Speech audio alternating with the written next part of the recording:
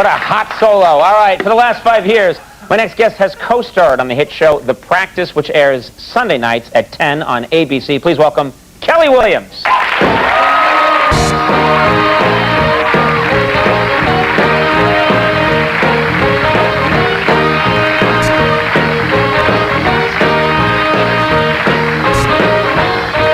How you doing? I'm good. Thanks for being here. Thanks for having me. Nice to have you on the show. I love your show. I'm sorry, I had to say that. I thought you said you loved my show, but I noticed you were looking over there.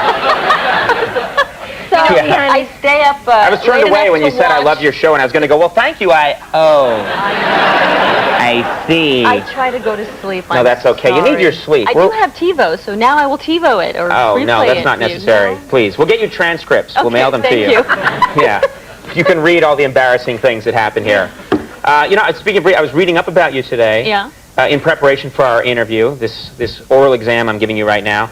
And I find out that you grew up in Bel Air, which is, I would think... Not many people grow up there, really. Yeah, Bel Air is where it's like this little, for people that don't know in Los Angeles, it's this little pocketed private area where all the celebrities live. You must have seen celebrities left and right when you were a kid. I did. There were actually tour vans that would come through my neighborhood. It was really kind of messed up. Sort of an odd place to grow up. Like, so did you know that this is strange when you're growing up, or did you just think this is normal? People thought that my father was John Williams, the composer, as opposed to he's a doctor, a plastic surgeon. Right. And they would tour around. I mean, I would, you know, sell stuff at times. I had a lemonade stand. Oh, when you said sell stuff, I was like, what were you into? Old movie, perfect. I thought you were breaking into celebrity homes, you know.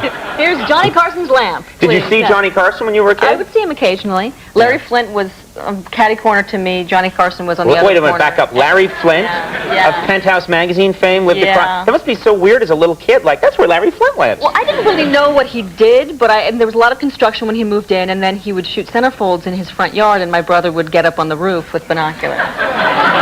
Yes. So your brother was up there going like, oh, yeah. Charging admission. Yeah. Right, and so that's got to be strange. It's odd. But it was normal for me, strangely enough. Right, because it was your life. Right. You mentioned your dad was is a plastic surgeon. Is a plastic surgeon. So can you tell, when you look at celebrities and you meet them in real life, who's had work done and who hasn't? Usually.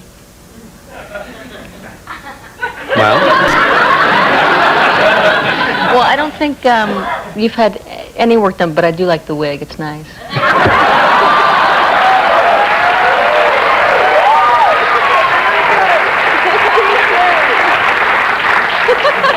It bolts on in the back.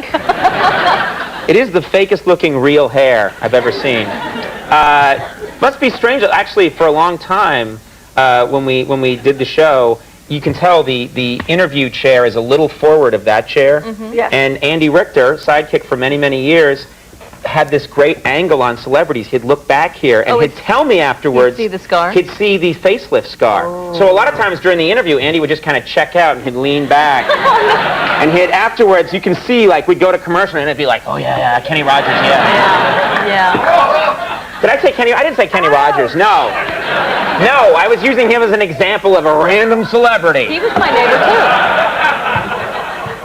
Random just choice. I just grabbed a name out of the heavens. Kenny Rogers has had no work done.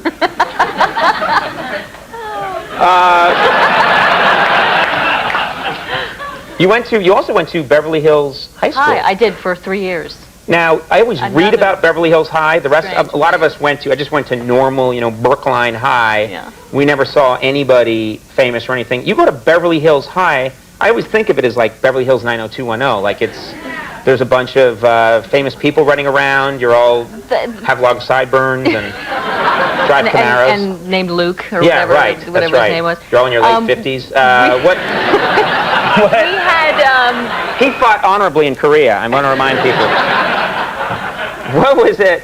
But what was it like? I mean, did you see a ton of these kinds of people? There were a lot of the kids of famous people more than famous kids, but I had Who were the most famous kids? I had the Menendez brothers, and I had Monica Lewinsky.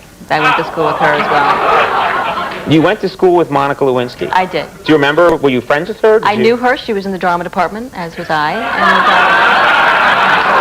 I haven't seen her since. Always a flair for the dramatic, I haven't had a chance to talk to her about all the stuff. Well, that's kind of weird. Like, what if you would she go back to a high school reunion someday? If you ran into her, what would that be like? We would know each other, but I haven't seen her, and it's been many years, so I don't I mean, I wouldn't... Well, you know what she's been up to, I think. I know, but what do you say? You know? You can't exactly go like, so what's been happening?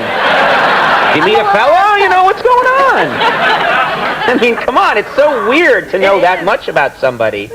And you'd have to bring it up, or would you? I don't know that I would. I mean, I'm sure that a lot of people have. I would just... It's understood. Right. I probably know about it. Right. You just go, gotcha. Yeah. I know what you did. You have, use that signal on her, yeah.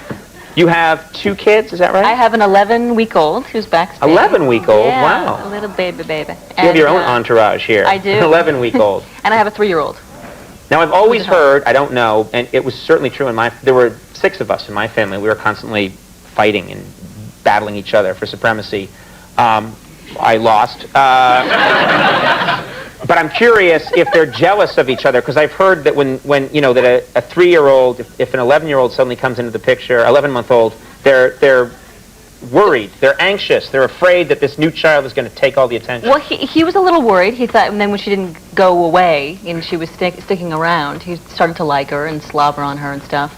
But he was a little protective of something on me. You know, he thought that, I mean, I'm nursing my child, but my son thinks that one is milk and one is apple juice.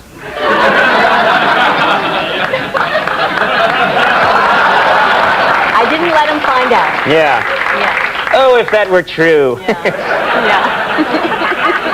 What do you have today? Well, let's see. It's sort of dispensers of all kinds of soft drinks. That would change everything, wouldn't it? For all time. Yes. Whew, okay. The practice, of course, going very well. You've been doing this for 5 years now, right? Yeah, we're doing our 100th episode this week. Oh, very cool. Congratulations. 100th episode. It's on, of course, Sunday nights at 10 o'clock on ABC. Yes. Yeah? What was that all about? I go from 9 o'clock to 10 o'clock. That's what I see. I do that. What are you saying? What are you doing? I watch her, Right. The Sopranos, and then I watch the practice. Right, and then you wait until 12:30 and you see Conan. You give the baby a lot of coffee and you will stay up. No need for coffee. Hey, thanks very much for coming by. Nice Good to have you here. Kelli Williams, everyone. We'll be right back with Jim White. Stick around.